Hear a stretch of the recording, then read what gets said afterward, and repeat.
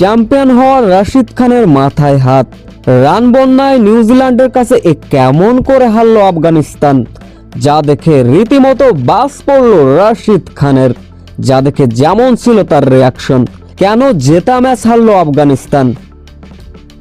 বিশ্বকাপ শুরুর আগে রাশিদ খান বলেছিলেন এবারের বিশ্বকাপে তারা নাকি চ্যাম্পিয়ন হবার জন্যই খেলবেন।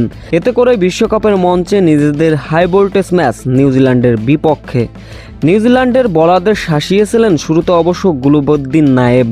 তার ঝোড়ো 50-র সঙ্গে বাকি ব্যাটসম্যানরা মাঝারি ইনিংস 5 উইকেট হারিয়ে 182 রানের চ্যালেঞ্জিং সংগ্রহ পেয়েছিল আফগানিস্তান। বড় লক্ষ্য দিয়ে বোলিংটাও দুর্দান্ত করলেন মুজিবুর রহমান।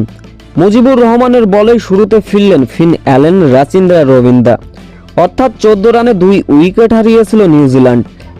এরপর যখন ধুকছিল নিউজিল্যান্ড তখনই গ্লেন ফিলিপস সেইফার্ট রীতিমতো দুর্দান্ত একটা পার্টনারশিপ গড়লেন। মাত্র 42 বলে 65 রানের ইনিংস খেলে যখন তিনি সাজঘরে ফিরলেন, এর আগে রাশিদের বলে বোল্ড হয়ে সাজঘরে ফিরলেন গ্লেন ফিলিপস। এরপরে অবশ্য মিচেল এবং চ্যাম্পার ওভার প্রতি তুলতে থাকেন 10 রান। নিউজিল্যান্ড ইনিংসের 15.4 বলের ঘটনা। দুর্দান্ত খেলা মার্ক চ্যাম্পারকে ফেরান আজমতুল্লাহ। তখন নিউজিল্যান্ডের দলীয় রান ছিল 155।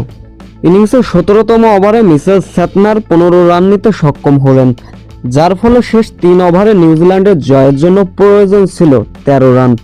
এই লক্ষ্য পার করতে নিউজিল্যান্ডের আর কোনো বাধা সৃষ্টি হয়নি।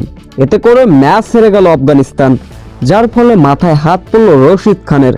চ্যাম্পিয়ন হতে গিয়ে প্রথম ম্যাচে বেহাল দশা।